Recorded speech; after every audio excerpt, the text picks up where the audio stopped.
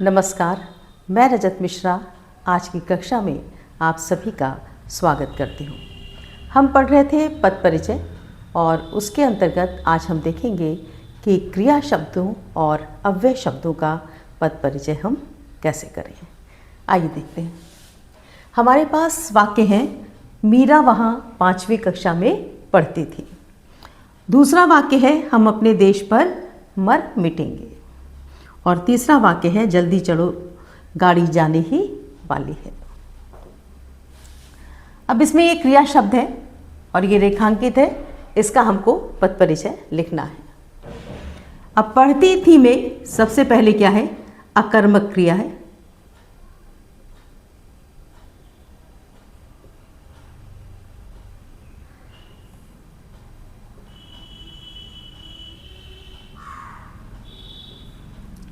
वैसे पढ़ना क्या है, एक सकर्मक क्रिया के रूप में प्रयोग होता है, लेकिन यहाँ पर हम देखते हैं कि वो क्या पढ़ती थी, तो इस तरीके से इसका कोई हमें उत्तर नहीं आता। अकर्मक क्रिया के रूप में प्रयोग है, पढ़ धातु है, पढ़ धातु है। साथ ही साथ में क्या है, पढ़ती थी भूतकाल का प्रयोग है।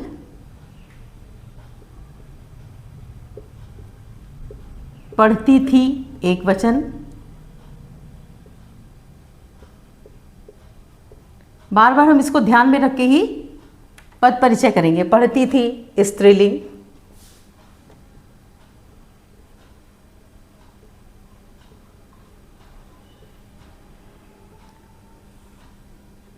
और क्या है, कर्तृवाच्य है,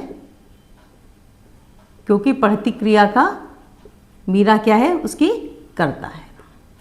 तो इतना जब हम इसके बारे में बता देंगे तो ये क्या होगा, एक क्रिया शब्द का क्या होगा, पद परिचय होगा। ऐसे ही हम अपने देश पर मर मिटेंगे। यहाँ पर भी क्या है, अकर्मक क्रिया है।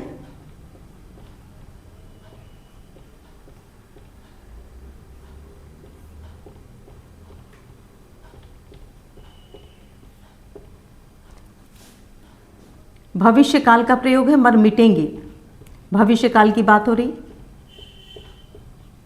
भविष्यकाल है। मर मिटेंगे बहुवचन है।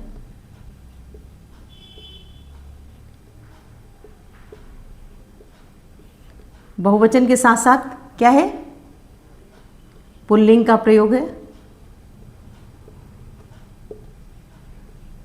और यहां पर भी क्या है, कर्तृवाच्य है, जिसका हम क्या है, कर्ता है। ठीक है, तो ये क्या है, एक क्रिया शब्द का हमने पद परिचय किया है।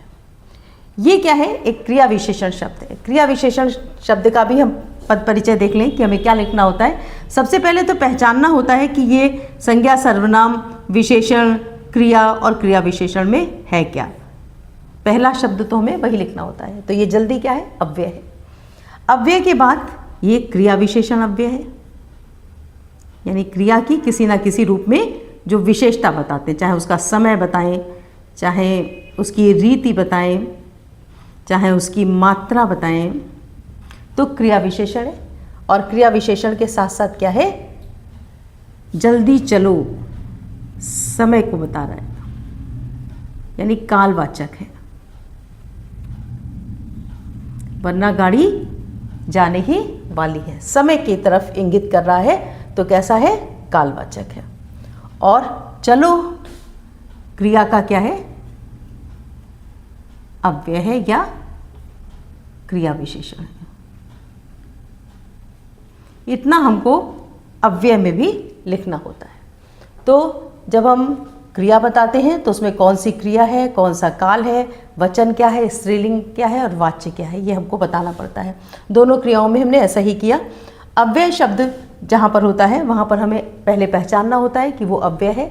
उसके बाद हमें पहचानना होता है कि अव्यय के भेदों में से वो किस भेद के अंतर्गत आता है, और उसके बाद उसके भी अगर कोई भेद है तो उसके बारे में हमें लिखना होता है।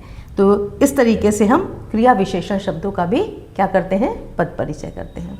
तो ये था पद परिचय, जिसमें हमने संज्ञा, सर्वनाम, विशेषण, क्रिया और क्रिया विशेषण शब्दों का पद परिचय देखा कि उनके पद परिचय में हमें क्या लिखना चाहिए। तो ऐसे शब्दों का जो कि क्रिया विशेषण से जुड़े हों या क्रिया से जुड़े हों आप अभ्यास करें और चैनल को सब्सक्राइब करें। Thank you.